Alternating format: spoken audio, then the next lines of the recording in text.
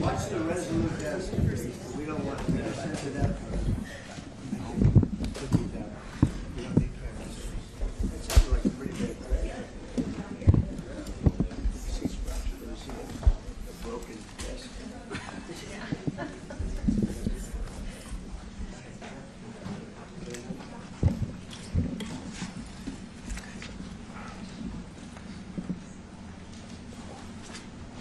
Well, thank you very much. It's an honor to have a friend of mine because we went through this together and got along very well for my entire period of time. So I knew him as a very young man. Now he's just a young man. And he's done a fantastic job. Mr. President, it's an honor to have you. Thank you. You're doing incredibly for your country. And we appreciate working with you because you want to stop crime, and so do we. And it's very, very effective. And I want to just say hello to the people of El Salvador and say they have one hell of a president. Okay, and I mean that, and I know him well. I know him as a very young man, Marco, even younger than you. You know, he started pretty young. He'll always be younger. Young at heart. But I want to thank you for the great job you're doing. I appreciate it very much. Thank you. Well, it's an honor to be here in the Oval Office with the President and leader of the free world. We're very happy, and we're very eager to help. We know that you have a crime problem, a terrorism problem that you need help with. And we're a small country, but if we can help, we can do it. And we actually turned the murder capital of the world, that was the journalists call it, right? Murder capital of the world, into the safest country in the Western Hemisphere. And, you know, sometimes they say that we imprison thousands. I like to say that we actually liberated millions. So, you know, like, That's very good. Who gave him that line? Do you think I can use that? Yes. And in fact, Mr. President, you have 350 million people to liberate. Yeah. But to liberate 350 million people, you have to imprison some.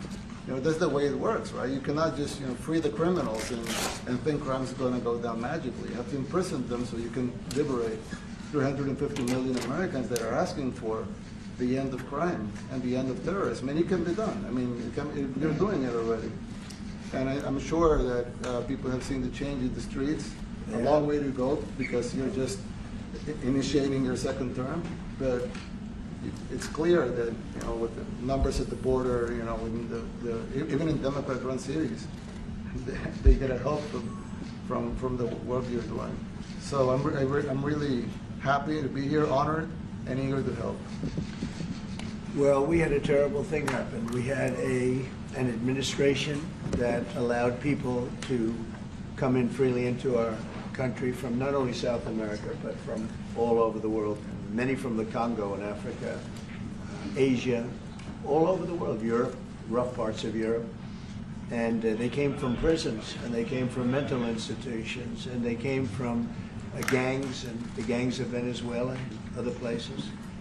And hundreds of thousands and even millions of them came.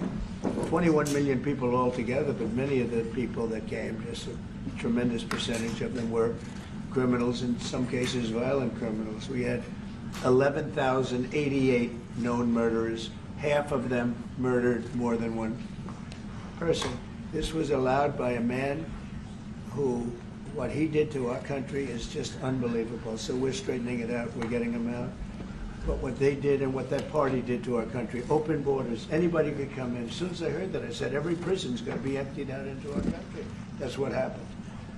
And we're straightening it out. And we just had numbers. We had the highest recruiting numbers in the history of our country going into police departments.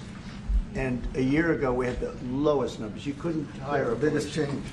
Yeah. Nobody's From ever the seen. lowest to the highest. And the military now, Marines, the Army, Air Force, Coast Guard, every slot is, I mean, we have the best numbers we've ever had. We call it recruitment numbers. And we've never had anything like it. We had records on at every single level. But very important, the policemen. The policemen are joining forces now that we're having a hard time with policemen because we weren't protecting our police. Yeah. And we cherish our police. The police are great, and the firemen and everybody else. But we have the highest numbers that we've ever had, the most enthusiasm. Great enthusiasm and on trade and other things. We're doing great. We're taking in billions and billions of dollars. We made 2 weeks ago, I gave them a little bit of a pause because, you know, you have to show a little flexibility, but we go back to what we have to do. The markets have been very strong once they got used to it, but we were losing $2 billion a day. There's no company big like this. This is the biggest deal ever made. Now we're making $3 billion a day. We're a great country, but we had stupid people running this country, and I can say it.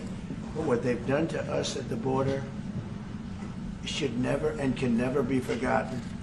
It's a sin, what they did, and you are helping us out, and we appreciate it. Thanks. Actually, what you're doing with the border is remarkable. It has dropped, what, 95%? It's incredible. As of this morning, 99%, 99.1% to be exact. Why are those numbers not in the media? Well, they get out with the fake news, you know, like CNN over here doesn't want to put them out because they don't like putting out good numbers. They only like putting out because I think they hate our country, actually. Yeah, but it's a shame. You're right. Isn't that a great question? Why doesn't the media? Why don't they put out numbers? Yeah, 99%. I mean, it's crazy, right? We're doing It's great. a crazy turnaround. Christy, could you maybe say a couple of words about the border? How we're doing? You know, it's just been absolutely phenomenal what a great leader can do. Clear direction. Our laws matter. We should only have people in our country that love us, and the Border Patrol and our ICE officers and law enforcement officers have done fantastic work. So we're proud of them. Now we just need to get the criminals and murderers and rapists and dangerous gang members and terrorist organizations out of our country. So, Mr. President Bukele, we thank you very much for your partnership. It has been wonderful for us to be able to have somewhere to send the worst of the worst and someone to partner with. And we'd like to continue that partnership because it's been a powerful message of consequences. Mr. President, you wanted people to know that there was consequences if you break our laws and harm our people and endanger families. And this is a clear consequence for the worst of the worst that we have somewhere to put them. Thank you very much. Yeah, we even had this gang member from Venezuela, one of the ones you sent, and we interviewed him just to get some information, etc. from them. And he said, oh, well, I got arrested 6 times, but they released me the 6 times, so I should be released again. And then we said, well, what's the last thing you do? And he said, well, I shot a cop in the leg, but I didn't kill him. I just shot him in the leg. And we're like, this guy was arrested 6 times here in the United States, 6 times. He was released 6 times, and in the he was released 5 times, and the last time he was sent to El Salvador, right? So he's not getting released. But the last time he shot a cop, actually, and he shot him in the leg. So these are, like you said, there's something broken. It's the liberal establishment. But they're not running things anymore in this country, and we're run by, and I don't say conservative, I don't say anything, we're run by people with great common sense. Yeah, common sense. Because it's all common sense. Yeah. It's not liberal conservative, it's common sense. Exactly. And, do you allow men to play in women's sports? Do you allow men to box your women and box? Because I know you have a lot of boxing. That's violence. That's abuse of a Violence woman. against women. It's abuse of a Totally. woman. But we have people that fight to the death because they think men should be able to play in women's sports. And some of those sports, it wouldn't matter much, but it still matters. But some of them are very dangerous for women. Some years ago, like you said, a decade ago or so, women's rights movements were pressuring so that we enacted specific laws to avoid men abusing women. And I think those laws were great because there were a lot of men abusing women. But now some of the same people are trying to backtrack on that and actually trying to make new laws allowing men to abuse women in sports. So actually that doesn't make sense. It doesn't make sense. It's crazy. They have weightlifting records, right? Yeah. A woman gets up and sways. She's incredible. A guy gets up and beats her by 100 pounds. What are you going to do? A record that hadn't been broken in 18 years. You know, they put on an ounce, quarter of an ounce, eighth of an ounce for 18 years. Now they have a guy come up, ping. The whole thing is crazy. But they continue to fight.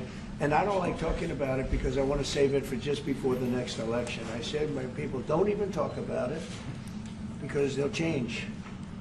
And we'll have but I watched this morning, there was a congressman fighting to the death for men to play against women in sports. And you say to yourself, why? What are they doing, right? What are they doing? But your country's not too big in that. No, of course not. We're big in protecting women. Good. Yeah. That's a very important form of protection. Yeah. And as you can see, most of my cabinet are women, so. That's impressive. Yeah. That's why you're And running. they're not DEI hires or anything. They They're can just be. great at what they do. Right? That's right. This is very impressive. Yeah, This no. is a first. We've had women, but we've never had 3 of them right here. 4 and 3 Look men. at what we have. You guys feel a little bit mistreated? That's good. I like it. We've been advanced. I've been very advanced in that regard too. We have Pam, who's been so Yes, I know. fantastic. Christie. And the most powerful woman they see anywhere. know, exactly. She's rated. They're all afraid of her. Susie Wells, they say, oh, she's tough. Yeah. Most powerful woman in the world, according to magazines. What do I know? Yes. But I think she probably is. Yeah, she probably is. Yeah, she probably is. Congratulations. And you know, Stephen, who's done such a great job. Thank you, sir. We have great He's people. very famous too. But we love working with him. He really lets them have it, right? Yeah, exactly. There's no games. No. It's very good. He knows. Do you have any questions, please? President Trump, No, let's not start Mr. with President. CNN because they're just so Mr. President. wrong. Yeah, please. Yeah, thank you, Mr. President. You repeatedly mentioned last night that Russia's attack on Ukraine was a mistake. What is the exact mistake? And have you given Putin a deadline to actually move toward a ceasefire? The mistake was letting the war happen. If Biden were competent, and if Zelensky were competent, and I don't know that he is, we had a rough session with this guy over here. He just kept asking for more and more. That war should have never been allowed to happen. That war, I went 4 years and Putin wouldn't even bring it up. And as soon as the election was rigged and I wasn't here, that war started. There was no way that war should have been allowed to happen. And Biden should have stopped it. And you take a look at Putin. I'm not saying anybody's an angel, but I will tell you, I went 4 years and it wasn't even a question. He would never, and I told him, don't do it. You're not going to do it. And it was the apple of his eye, but there was no way that he would have done it. All you had to do is lower oil prices. If you lowered oil prices, Biden kept the prices so high because he made it impossible to get it. If you lowered oil prices, you would have never had the war. But you wouldn't have had it with me anyway. That war would have never happened. And I think it's a great abuse. So now what do? You get a country where 25% of its land is gone, and the best locations, where millions of people are killed. You know, you haven't reported accurately the death. And this was Biden's war, and I'm trying to stop it.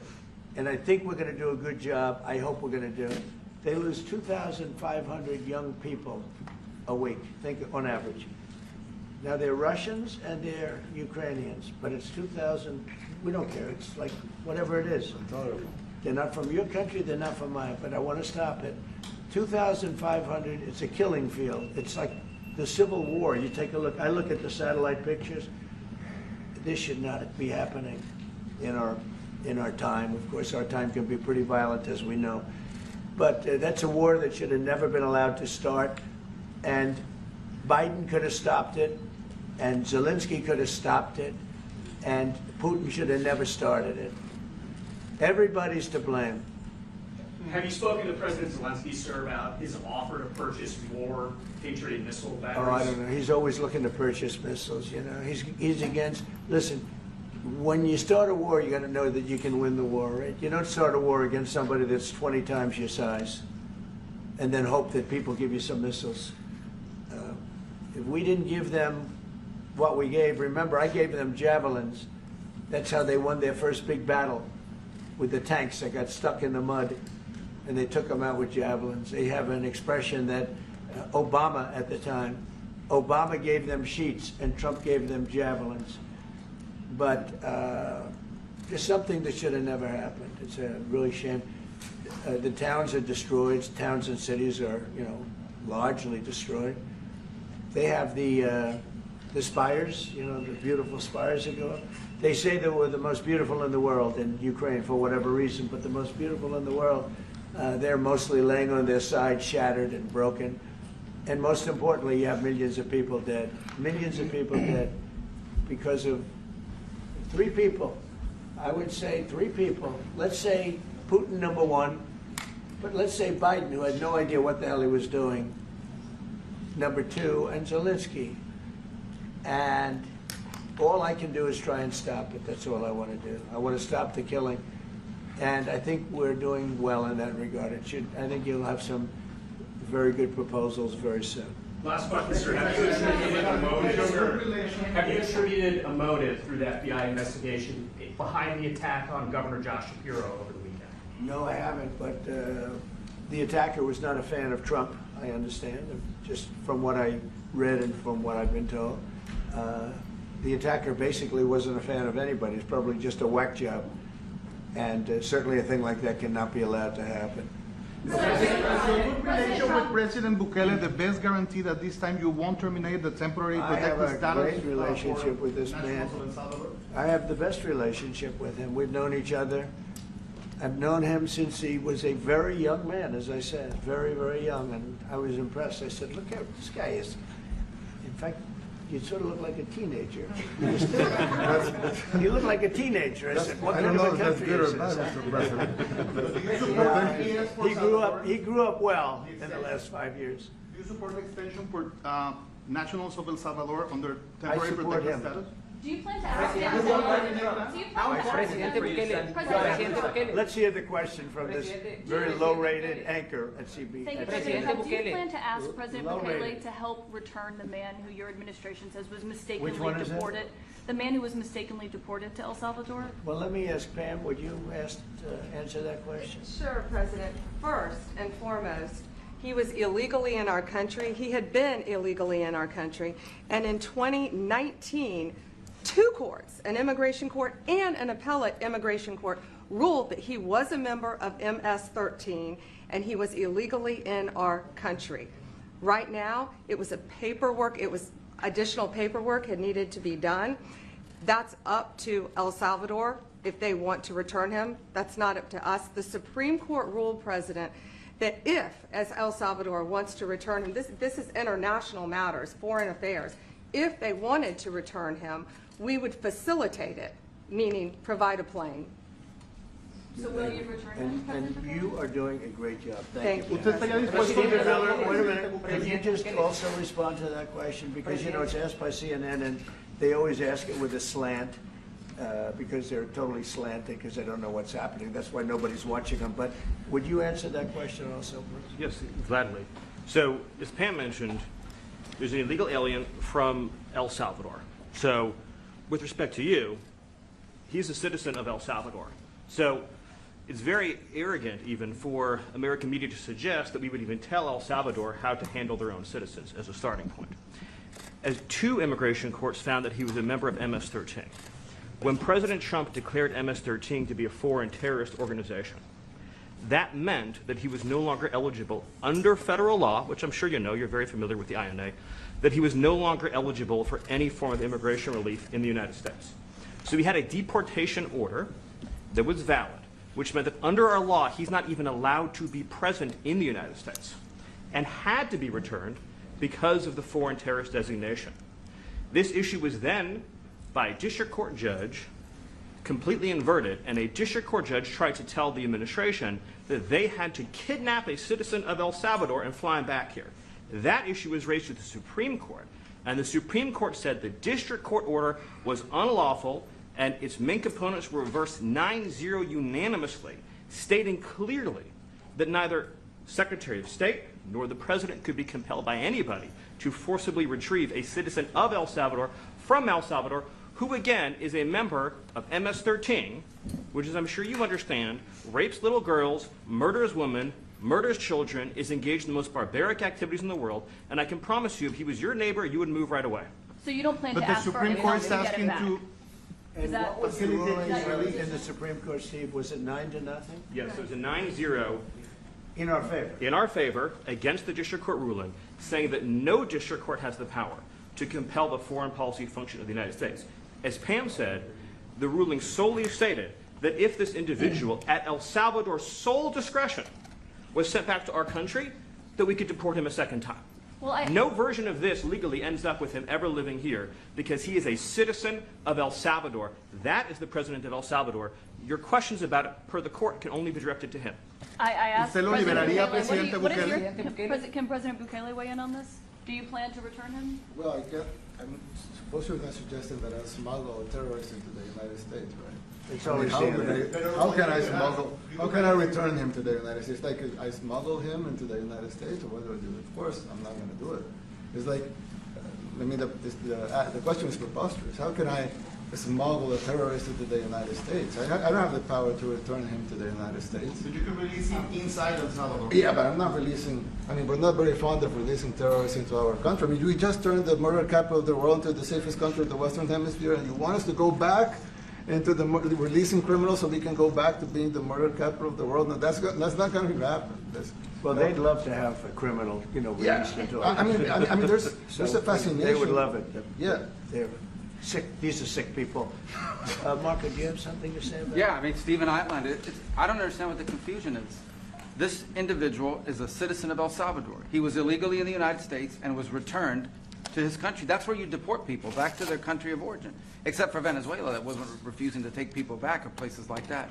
I can tell you this, Mr. President, no, the foreign policy of the United States is conducted by the President of the United States, not by a court. And no court in the United States has a right to conduct the foreign policy of the United States. It's that simple. End of story. And that's what the Supreme Court held, by the way, to Marco's point. The Supreme Court said exactly what Marco said, that no court has the authority to compel the foreign policy function of the United States. We won a case 9-0, and people like CNN are portraying it as a loss, as usual, because they want foreign terrorists in the country who kidnap women and children. But President Trump, his policy is foreign terrorists that are here illegally get expelled from the country, which, by the way, is a 90-10 issue. Well, Mr. President, you said that if the Supreme Court said someone needed to be returned, that you would abide by that. You said that on Air Force One just a few days ago, and they said that it must be facilitated. Why don't you just say, isn't it wonderful that we're keeping criminals out of our country? Why can't you just say that? Why do you go over and over, and that's why nobody watches you anymore? You have no credibility. Please, go ahead. President Trump, thank you so much. How many illegal criminals are you planning on exporting to El Salvador? And President Bukele, how many are you willing to take from the U.S.? As many as possible. And I just asked the president, it's this massive complex that he built, jail complex. I said, can you build some more of them, please? As many as we can get out of our country that were allowed in here by incompetent Joe Biden through open borders. Open borders. You probably hear open borders and you can't even understand it because nobody can understand. Nobody smart or with common sense can understand it. So we have millions of people that should not be in this country that are dangerous. Not just people, because we have people, but we have millions of people that are murderers, drug dealers. They've been allowed to come into our country by other countries that were very smart. When they heard that this very low IQ president, and by the way, I took my cognitive exam as part of my physical exam, and I got the highest mark, and one of the doctors said, sir, I've never seen anybody get that kind of, that was the highest mark. I hope you're happy with that, although they haven't been bugging me too much to take a cognitive, but I did do my physical and it was released. I hope you're all happy with it. I noticed there's no question, so probably you are. But the cognitive, they said to me, sir, would you like to take a cognitive test? I said, did Biden take one? No. Did anybody take one? No, not too many people took them. I said, what about Obama? Did he take one? No, he didn't take one either. I said, let me be the only one to take one. But I've actually taken them 3 times already. I like taking them because they're not too tough for me to take. But we had a great physical exam, so I know you're going to ask that. And the doctors who are total professionals, Walter Reed Medical Center, they're great people. And I visited a soldier that was badly wounded, incredible soldier, lost his leg, and spent a lot of time with him. I mean, great with his mother, and it was really a very great thing. They do a phenomenal job. I just want to say, Walter Reed, I was there for, 5-6 hours. You were there with me. But I took a full physical, and it came out perfecto, so that's good. That means you've got me for a little longer. Would the U.S. be willing to pay for those facilities to be opened if new ones were going to be built? I'd do something, we'd help them out, yeah. We help them. They're great facilities, very strong facilities, and they don't play games. I'd like to go a step further. I mean, I said it to Pam, I don't know what the laws are, we always have to obey the laws, but we also have homegrown criminals that push people into subways, that hit elderly ladies on the back of the head with a baseball bat when they're not looking, that are absolute monsters. I'd like to include them in the group of people to get them out of the country, but you'll have to be looking at the laws on that, Steve, okay? How essential is it for you guys to be locking up these prisoners? And do you think more presidents should follow suit like you guys as far as taking a hard stance on crime here in the United States? Well, I do. I think everybody has to. I mean, the president said it better than anybody. He said, you know, you have liberty and you have to have liberty, but to have liberty, not everybody is going to be good. And, you know, some are bad because they're sick. They're mentally deranged. They're bad. Why do you think then you have to take them, if you're going to have a country, you're going to have to take those people out. And we've been doing that. But this was like an unforced error, they would call it, where we had people that may hate our country, or maybe they're just stupid people. I think they're probably stupid people more so. A lot of people said they did it for the vote. But I did better with Hispanic people than they did, because they always use Hispanic. I did better. You people love me. I saw my poll numbers in your country up through the roof, right? 91%. Some people think they do it for the vote. But they don't have to do it for the vote. They cheat, you know, they're professional cheaters. That's about the only thing they do well. So we just have had a great relationship, and it's become bigger because of a strange thing that happened. You know, I came back, we had no war in Ukraine, we had no October 7th Middle East problem, we had nothing, we had no inflation, we didn't have the Afghanistan, most embarrassing moment in the history of our country, the Afghanistan, not withdrawing, because I would have been out, you know, I had it all set to bring people out with dignity and pride. That was the worst, most embarrassing moment in the history of our country, Afghanistan. We didn't have any of that. You wouldn't have had the war with Russia, Ukraine. You wouldn't have had the Middle East problem because Iran was broke. They had no money because we had secondary sanctions on and lots of other sanctions.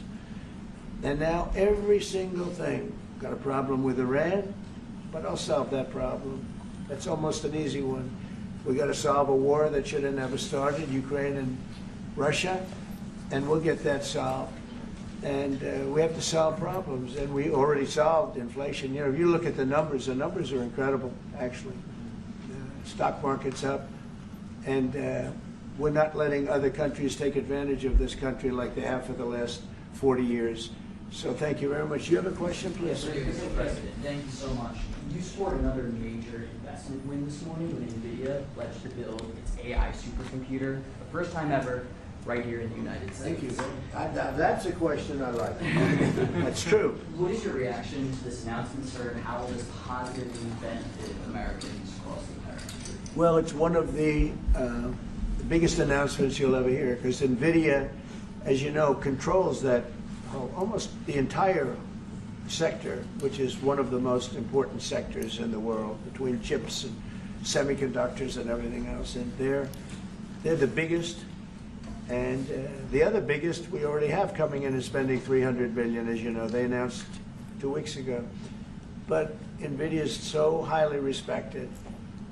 And this was an announcement that a lot of people, I knew it was going to happen, but not to the extent that it happened. It's big. And the reason they did it is because of the election on November 5th and because of a thing called tariffs, as I say, the most beautiful word in the dictionary. After love, God, relationship. The press actually hit me and said, tariff is the most beautiful word in the dictionary. What about family, love, God. I got hit even on that. You understand? I said, okay. So now I say it's my 5th most favorite word because they get you on anything. But no, that Nvidia, it's one of the great companies of the world. Modern, super modern companies, controls segments that nobody, you know, sort of controls the world in a sense, and they're coming in here in the biggest way with hundreds of billions of dollars. Not like millions of dollars, hundreds of billions of dollars, and I'm honored by it. And I want to thank Jensen and all of the people that we deal with. They're great people, they're brilliant people. And without tariffs, they wouldn't be doing it. Okay? Thank you very much. Yeah, Are please. you considering additional sanctions against Russia after their latest attack? And do you have an update on the rate and when you might announce Well, I semiconductor already have tariffs? sanctions on Russia. I put them there. If you remember, Nord Stream 2, that's the big pipeline that goes through Europe.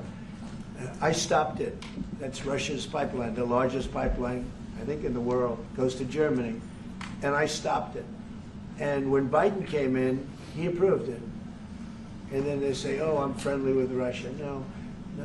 Putin said, you know, if you're my friend, I'd hate to see you when you're my enemy. I stopped the biggest economic job they ever had. I stopped it cold, right? It was dead. You know that, right? And Biden came in and he immediately approved it. What was that all about? And it's a pipeline that takes care of a lot of the needs. Now, you know, it was a very controversial thing, but I stopped it and Biden approved it. Question? On tariffs, No, do you not have an you. update? Not The South Carolina update today on potential semiconductor tariffs and potentially pharmaceuticals. What? Semiconductor tariffs and potentially pharmaceuticals. Pharmaceuticals we're going to do. We don't make our own drugs, our own pharmaceuticals. We don't make our own drugs anymore. The drug companies are in Ireland and they're in lots of other places, China. And all I have to do is impose a tariff. The more, the faster they move in. The higher the tariff, it's very serious. It's inversely proportional. The higher the tariff, the faster they come. And yeah, we're going to be doing that. That's going to be like we have on cars. We have, as you know, a 25% tariff on cars. We have a 25% tariff on steel and aluminum. And that's what that category fits right now. Do you have a percentage in mind in the timeline? I have a timeline, yeah, not too distant future. And we're doing it because we want to make our own drugs. We're doing it because we want to make our own steel and aluminum, lumber, other things. And they're all coming in. We have record numbers, $7 trillion. Since I announced, like a month and a half ago, since I came in, we have over $7 trillion being invested in the country.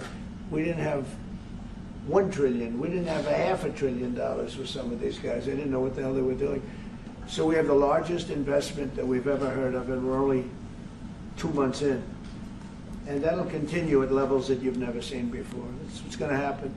And even the stock market's up today. It's we also had, you know, a lot of people didn't say it the way it was. We had the largest gain in the stock market in history on every single category last week. That was a nice game because we get a little hit because people didn't understand the power of our our country economically if you use it right. Do you have something to say on that, JD? Yes, sir. I mean, look, for 40 years we have lost manufacturing capacity. Workers have seen their wages stagnate.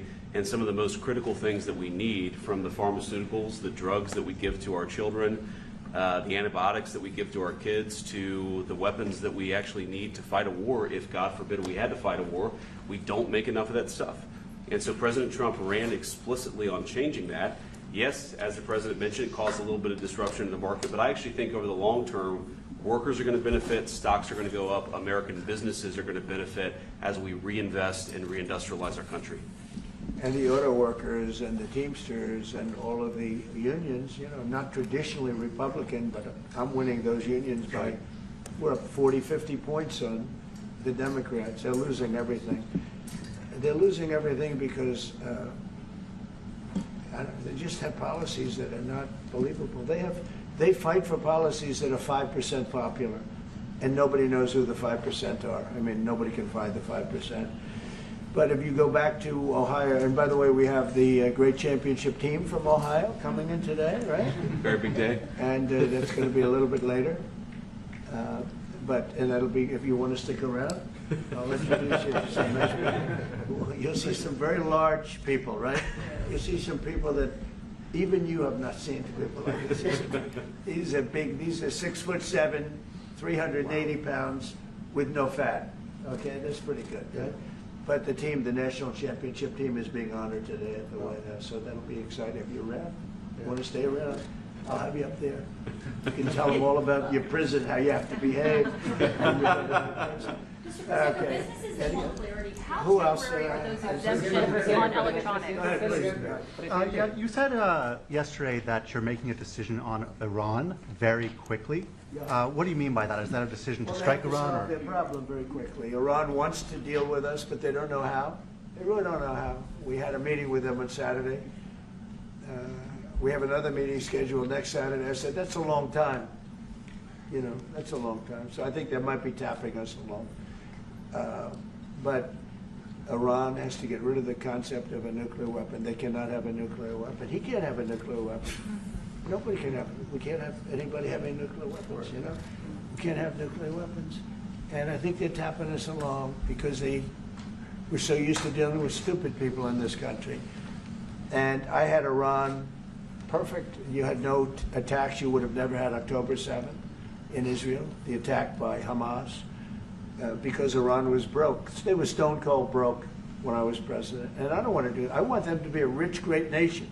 The only thing is, one thing, simple. It's really simple. They can't have a nuclear weapon. And they got to go fast because they're fairly close to having one. And they're not going to have one. And if we have to do something very harsh, we'll do it. And I'm not doing it for us, I'm doing it for the world. And these are radicalized people, and they cannot have a nuclear weapon. Does that include a potential strike on Iranian nuclear facilities? Of course it does. And just a follow-up question, a clarification. You mentioned that you're open to deporting individuals that aren't foreign aliens but are criminals to El Salvador. Does that include potentially U.S. citizens fully naturalized American? If they're criminals and if they hit people with baseball bats over their head that happen to be 90 years old, and if they rape 87-year-old women in Coney Island, Brooklyn, yeah, that includes them. What, do you think there's a special category of person? They're as bad as anybody that comes in. We have bad ones too. And I'm all for it because we can do things with the president for less money and have great security. And we have a huge prison population. We have a huge number of prisons, and then we have the private prisons, and some are operated well, I guess, and some aren't. But he does a great job with that. We have others that we're negotiating with too. But no, if it's a homegrown criminal, I have no problem. Now, we're studying the laws right now. Pam is studying. If we can do that, that's good. And I'm talking about violent people. I'm talking about really bad people. Really bad people. Every bit as bad as the ones coming in. And I made the statement when I heard about this a long time ago now, 4 years ago. When I heard that this guy was having open borders, I said every single criminal from all over the world is going to be dumped into our country. And that's what happened. Jails. The jails of the Congo were emptied out. The jails of Venezuela were emptied out. And you know what happened? Their crime went way down. But now Venezuela has other problems. You know what the problem is? They have no money. Yeah. Because I shut off their oil, and we put secondary tariffs because they're not doing what's right over there. They know what to do. We spoke to them. I spoke to them. They know what to do. But they have no money. Venezuela has no money. But Iran had no money. And Iran behaved so beautifully. And then Biden took all those secondary tariffs and tariffs on. I told China, you can't buy oil. If you buy oil from Iran, China, I told it to President Xi, then we no longer want you to do business with the United States of America. And those ships disappeared from that harbor so quickly. China. Get along great with China. Are the talks with Iran productive? Do you want to continue that? The talks with Iran, do you believe those are productive? Do you want to continue that? I think Iran could be a great country as long as it doesn't have nuclear weapons. If they have nuclear weapons, they'll never get a chance to be a great country. They will never get a chance. It won't even come close. Sir, on tariffs. Yeah. Yeah, yesterday you mentioned short-lived product exemptions. Which specific products are you considering, and how long is short-lived? Weeks, months? I'm looking at something to help some of the car companies where they're switching to parts that were made in Canada, Mexico, and other places, and they need a little bit of time because they're going to make them here, but they need a little bit of time. So I'm talking about things like that. What about any Apple products, other cell phones? Look, I'm a very flexible person. I don't change my mind, but I'm flexible. And you have to be. You just can't have a wall and you'll only go. No, sometimes you have to go around it, under it, or above it. There'll be maybe things coming up. I speak to Tim Cook. I helped Tim Cook recently, and that whole business. You know, I don't want to hurt anybody, but the end result is we're going to get to the position of greatness for our country. We're the greatest economic power in the world if we're smart. If we're not smart, we're going to hurt our country very badly. We lost with China over the Biden years trillions of dollars on trade. Trillions of dollars. And he let them fleece us. And we can't do that anymore. And you know what? I don't blame China at all. I don't blame President Xi. I like him. He likes me. I mean, you know, who knows? Who the hell cares? Do you have any updates on talks? But you know with what? China?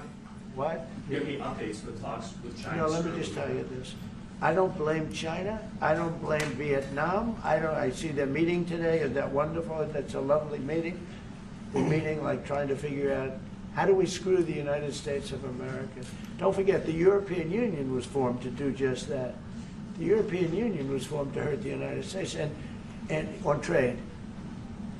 And they get us on NATO because they don't pay their bills. But now, since I got involved, they have been paying their bills. I took in over $600 billion for NATO. Nobody took in anything. I mean, they were all delinquent.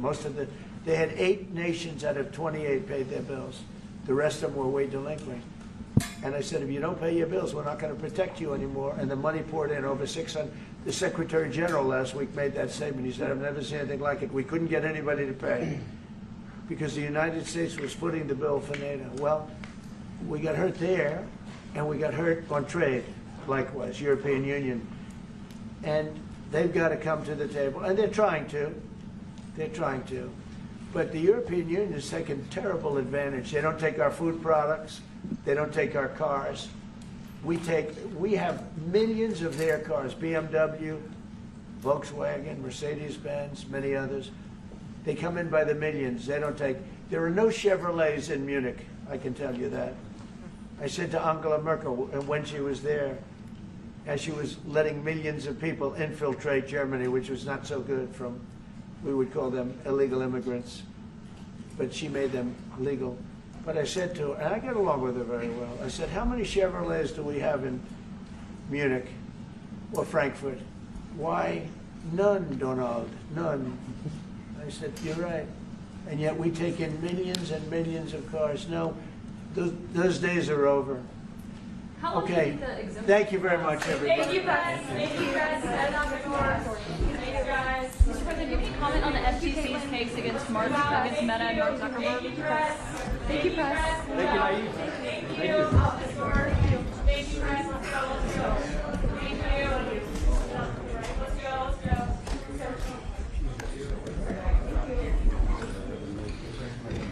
Thanks, guys.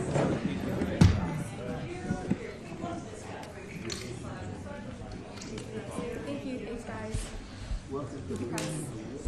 Thank you, press. Thank you, press. Keep coming.